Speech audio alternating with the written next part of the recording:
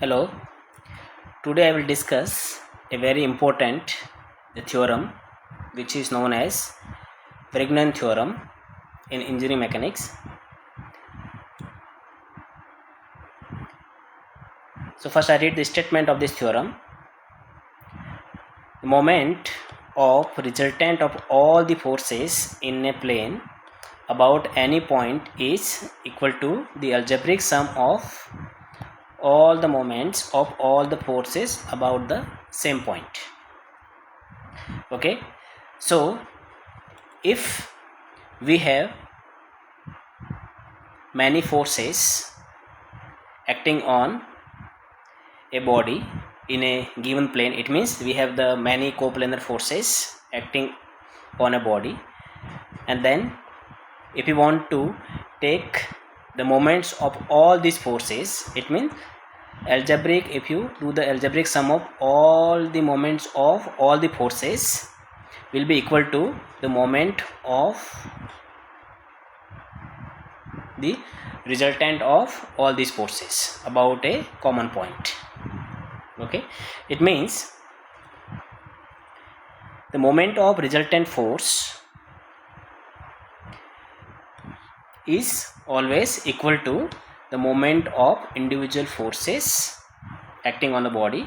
It means if R is the representing the resultant of all the acting forces, then moment mr is nothing but the moment of resultant about a given point is equal to the sum of all the moments of the forces about the same point. Okay, so this is the statement of Varignon theorem. Now let's understand this theorem by a simple example. So if I consider a body, okay, this is the body, I consider body. Four forces are acting on this body. Two forces, F1 and F3 in upward direction, F2 and F4 in downward direction, and the respective distances and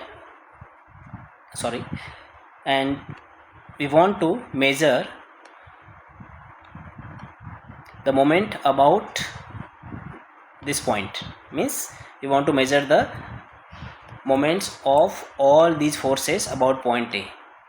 Okay, so this sigma mfi is representing the algebraic sum of all the moments of all the forces about the point A.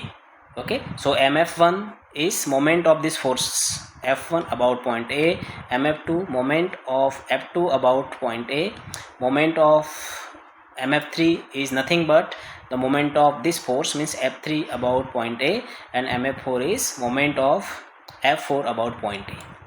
Okay, so this is the algebraic sum of all the moments of all the forces acting on body. So now, so we know that moment of the force is force multiply with the perpendicular distance from the point. So I start from the F3 here. So this force, the perpendicular distance, the magnitude of this force is F3. So mf3, or start from the mf1 is here. So F1 into the distance, the perpendicular distance between the line of action of the force F1 and point A is d1 plus F2, magnitude of force is F2, and distance, perpendicular distance from point A is d2, and similarly for the F3, distance, perpendicular distance from point A is d3, and F4 into d4. Okay,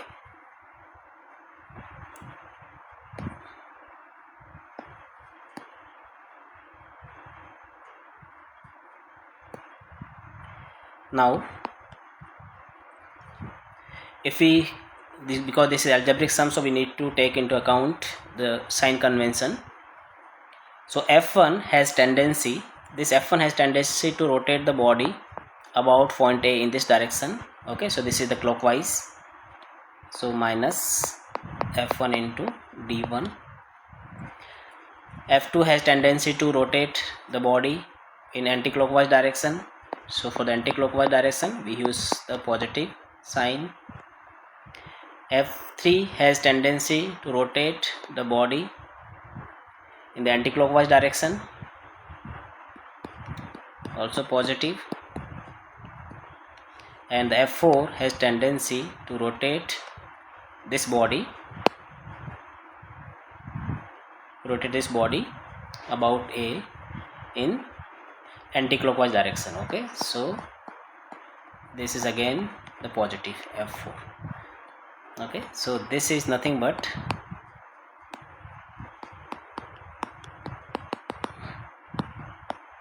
one, two, four.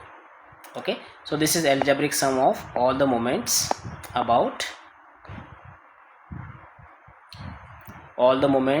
all the forces acting on the body about point A.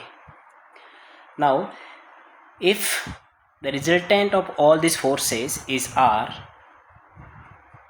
so if we replace all these forces with the resultant force R, and that force is acting at this point, which is at this point, and then point A is here, if the line of action of this R is here, this one, the perpendicular distance of line of action of R from A is D. Okay, so on the same body, now we are replacing all forces with the resultant force, and the distance of this resultant force from point A is the D. So we can now,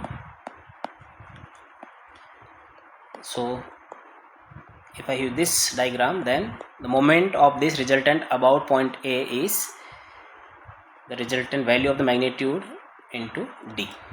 Okay, and this force has tendency to rotate the body in this direction. Okay, this is again anti-clockwise, so we can write the direction here. So as per Varignon theorem, okay, if we use the Varignon theorem,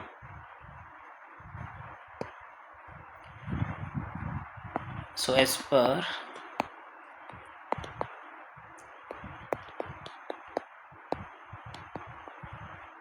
theorem, MFI 1 to 4 should be equal to MR. Okay, so this is what the Varignon theorem says, that the resultant moment of resultant about a given point is equal to moments of all these forces, algebraic sum of the moment of all these forces about point A. Okay, so algebraic sum of moment of all the forces is equal to moment of resultant about the same point. So this is the Varignon theorem. So to prove the Varignon theorem, let's consider a body of mass m, and then one resultant force R is acting at point O here. Okay, so this force is acting on this body, and then if we resolve this force into two components, one force is P, this one, and the second force is Q, this one. Okay, so now I can transform this force diagram into a coordinate system in a given plane, because both the resultant, the force, and P and Q all are acting in a given plane. Okay, so let's say I consider xy plane of this body, and then R is the resultant force acting at this point O. Okay, then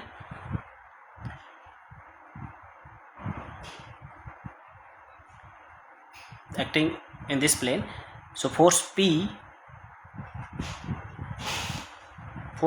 is making a theta1 angle with x axis, and resultant force is making angle theta with x axis, and force Q is making angle theta2 with s axis. And now if I consider a point on x axis, then I can measure the moment of forces about this point A. So to get the value of the moments or the magnitude of the moments of all these forces, we need a perpendicular distance from the line of action of the force to the point about which you want to measure the moment of a given force. Okay, so if I draw the perpendicular on the line of action of the forces, then this d1 is representing the perpendicular distance of P, perpendicular distance of A to P, and similarly the perpendicular distance of R to A is D, and then perpendicular distance from Q to A, or from the line of action of the force Q to A is D2. Okay, so now we can make individual the figure here. So this is for the force P. Force P is acting at theta1 from theta1 to x-axis, and the perpendicular distance from the point to the line of action of the force is d1. Similarly, force force Q is acting at theta2 from x-axis, and then the perpendicular distance of the line of force of Q to A is d2, and similarly the theta is angle of R with x-axis, and this is the point A here. Okay, so the perpendicular distance of the line of action of this force R to A is D. So if I know the magnitude of all the forces acting on body and perpendicular distance from the point A, then I can measure the moment of individual forces or individual force acting on body. Okay,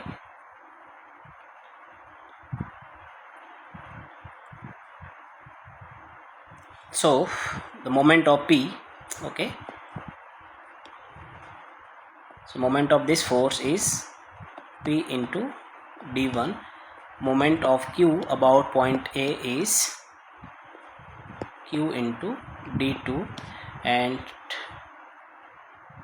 moment, so let's say this is the MP and this is the MQ and this is the MR, is R into D.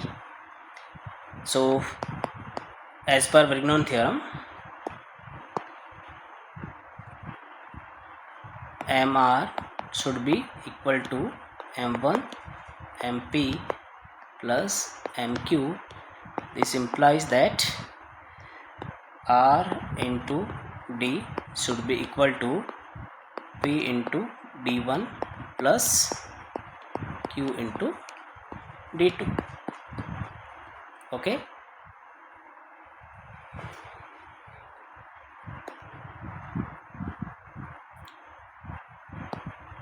so now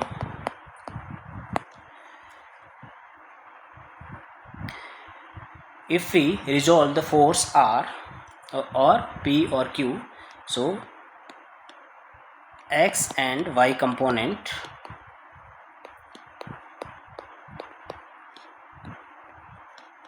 of forces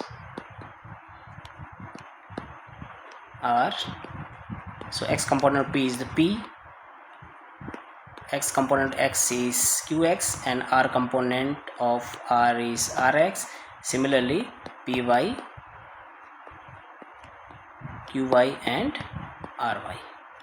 Okay, these are the component of the forces along x-axis, x component, and these are y component.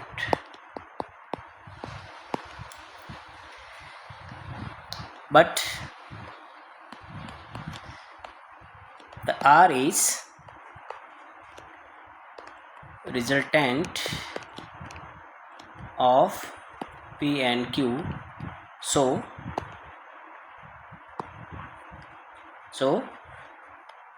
the Rx should be equal to Px plus Qx, and Ry should be equal to Py plus Qy.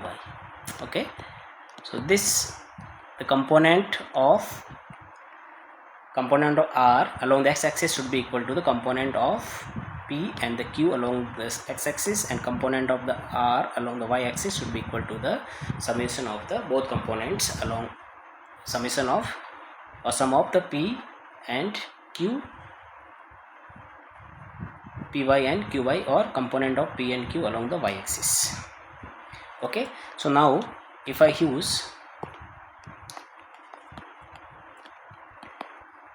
if we use the equation, means the equilibrium conditions Ry equal to Py plus Qy. Okay, so let's say this is the equation 3, and now what is the Py? Okay, so the Py is nothing but, so we can get the value of the Px, Py and Ry. So okay, so this is the P and this is the theta 1. Okay, so this component is, x component is the P cos theta 1, and then y component is P sin theta 1. Okay, similarly we can also, this is the force Q, and this is angle theta 2 with x-axis, and this is the y-axis. Okay, so x component, the Qx is equal to Q cos theta 2, and the y-axis Qy is equal to Q sin theta 2, and similarly we can also estimate for the R. So R is making the angle theta with x-axis, so Rx is R cos theta, and this is the Ry is R sin theta. Okay, so now I can use the value of Ry, Py and Qy.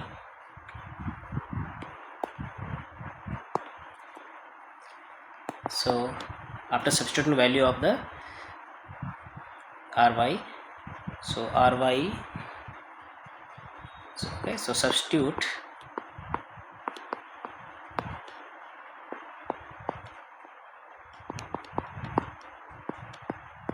equation 3.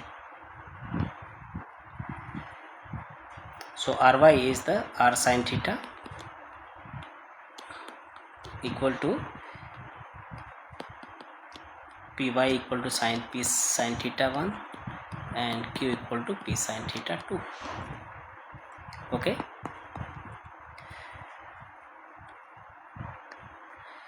now this distance from the O to A is the OA. If I multiply, okay,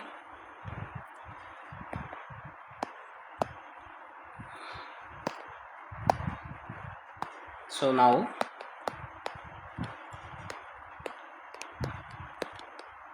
multiply this equation with OA, okay, on both sides.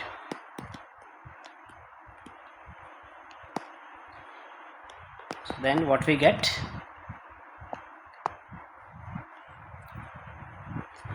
so OA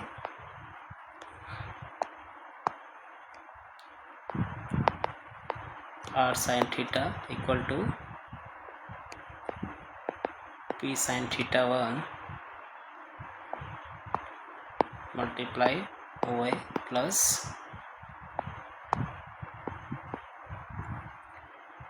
q sin theta 2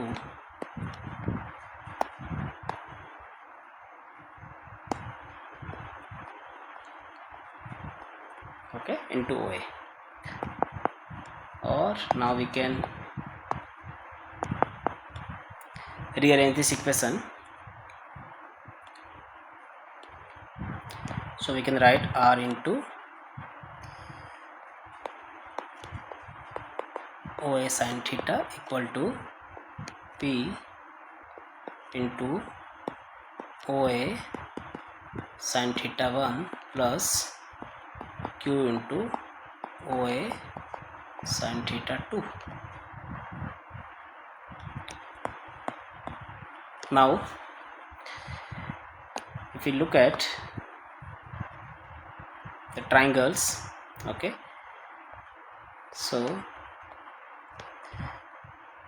so this is the P and this is O and this is point A here, okay, and this is the perpendicular distance, okay, this is the D1. So and this angle is theta 1.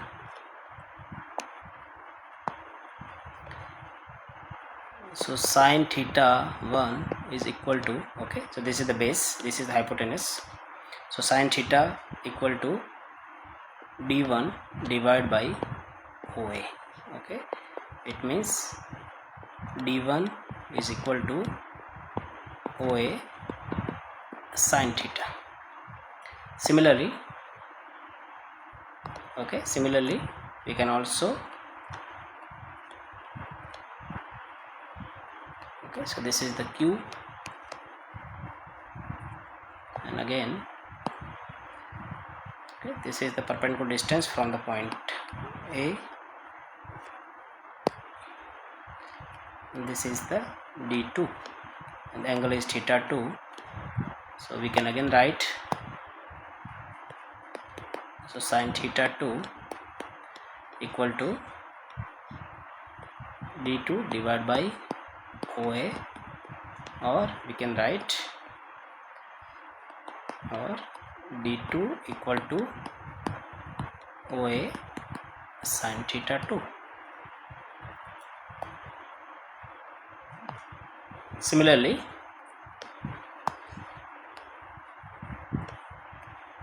okay, so this is x-axis, this is y-axis, and this is the resultant r making angle theta, and this is our point A here, okay, so this is the perpendicular here and this distance is D, so we can, and this is the point O, so we can,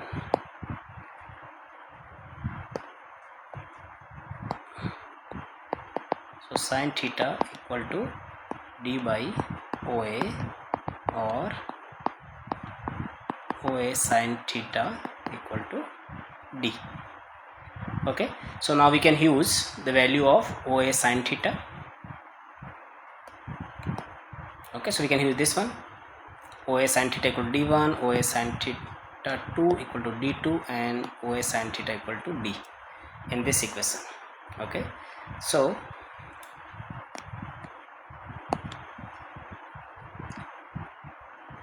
use values of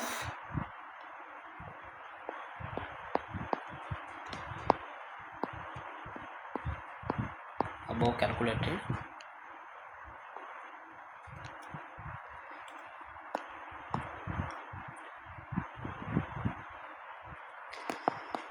So OA sin theta is equal to D, and then the P into D1 plus Q into D2. Okay, so we can again write here R into D equal to P into D1 plus Q into D2.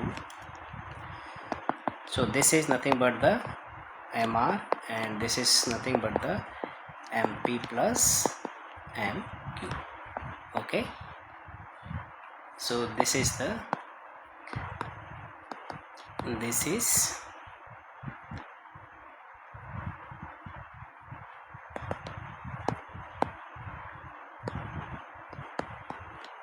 is the Varignon theorem.